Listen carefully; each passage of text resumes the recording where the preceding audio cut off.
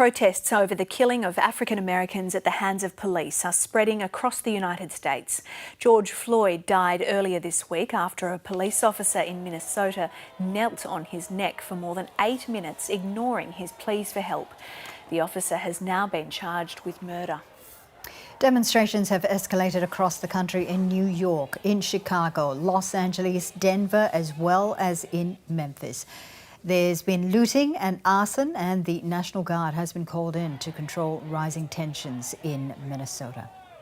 It doesn't matter what time or climate the world is in, they kill us regardless. They don't care. They put their hands on us, whether we have a mask on or not, so why not come out in solidarity for somebody like me? I wanted to be a part of this because I think there needs to be a collective action for change. And I'm sick of what's going on, and it can't continue to happen over and over and over again. And so you feel helpless sitting at home, even with this, even during this. Now, this particular case, of course, was sparked in Minneapolis, but it's spreading right across cities all across the United States. These are some pictures in from Atlanta in the United States, and you can see there, I think, a police officer's bus there in Atlanta. We've seen crowds also gathering in New York and in other cities, including Los Angeles, Chicago, Denver, Phoenix and Memphis. Lots of people out on the streets chanting and holding up signs and yelling, and their real anger being expressed, not just over the death of George Floyd, which sparked this particular movement, but also anger right across the US over all police killings of Black Americans. And you can see the crowds there gathering there on the road in Atlanta at the moment.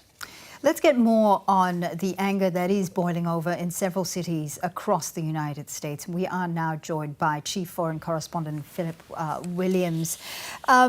Phil, we know that one of the officers who involved in the deaths and the arrest of George Floyd has been charged with murder and manslaughter. His name is Derek Chauvin. He, along with 3 other officers, have been stood down from the force.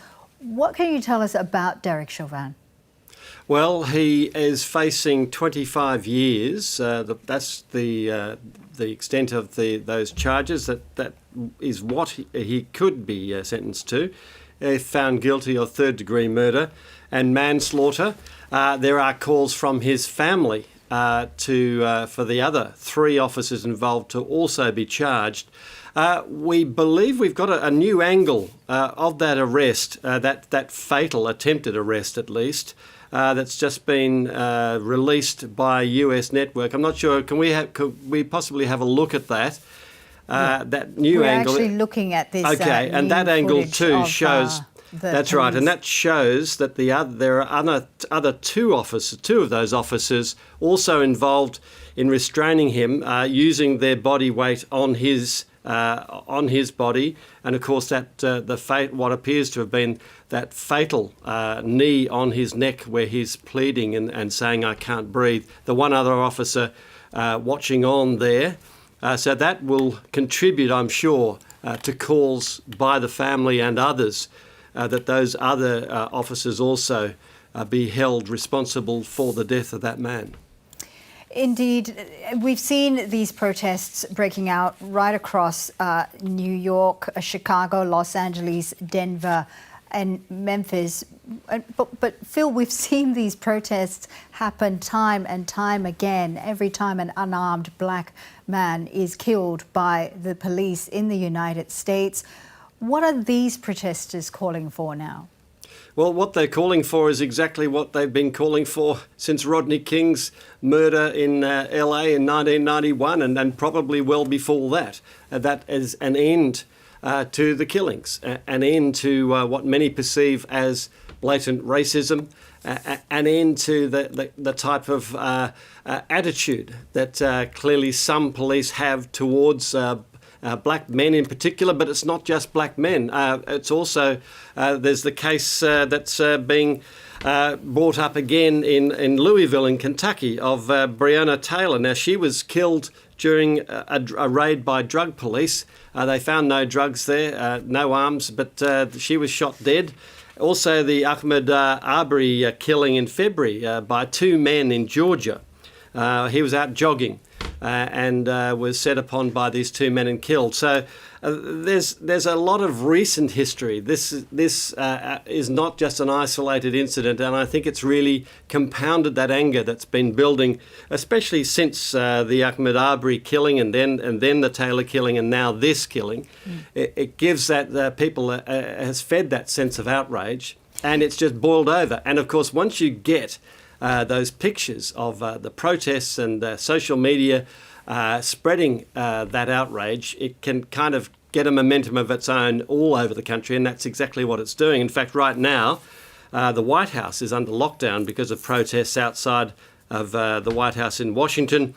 There's car windows have been smashed and a freeway in San Jose. Atlanta, of course, we just saw those pictures, or they're those pictures right now outside the Atlanta centre. CNN and Minneapolis, of course, we've seen the continued protests there and after the terrible destruction of the last couple of nights. So it goes on, and there doesn't seem to be a circuit breaker at this point. And Phil, the President has weighed in. He's calling for calm. In fact, earlier on, he actually threatened to send in the National Guard, but he's also tweeted controversial comments in regards to the protesters yesterday. Take us through what he had to say. Yes, well, he said these thugs are dishonouring, in a tweet as his wont, these thugs are dishonouring the memory of George Floyd and I won't let it happen. Just spoke to Governor Tim Walz from Minnesota and told him the military is with him all the way. Any difficulty and we will assume control. But, and this is the really difficult line,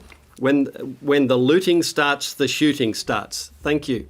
Well, that was seen as inflammatory and basically threatening to shoot people or shoot those that were involved in looting or involved in protesting, who knows. But it hasn't been seen as contributing to national calm, certainly in many quarters anyway. No, it hasn't. Phil, thank you very much for that. Phil Williams there reporting for us.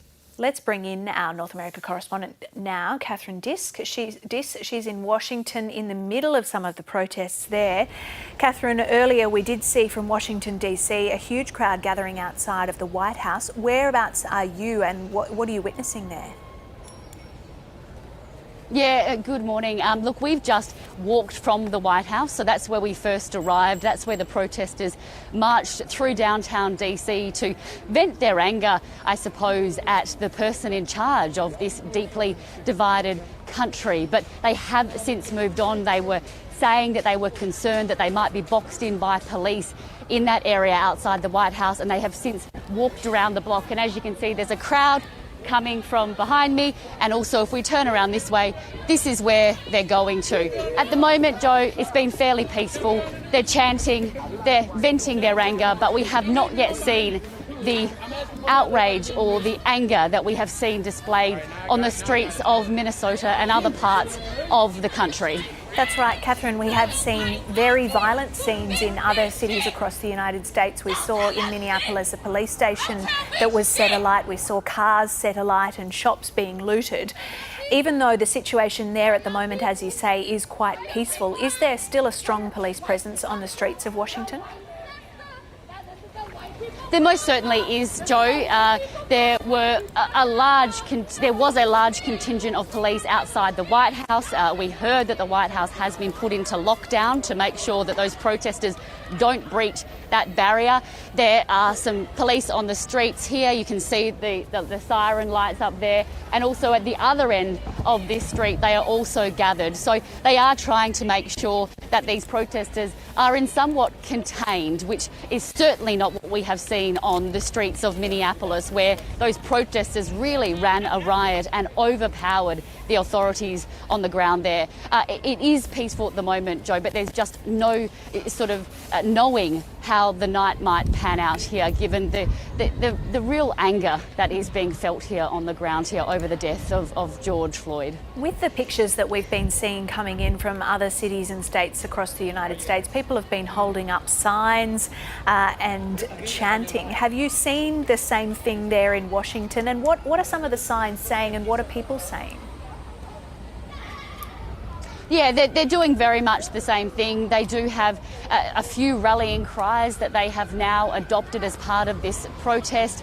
They're chanting no peace, no protest. They're chanting a range of different things until they get justice.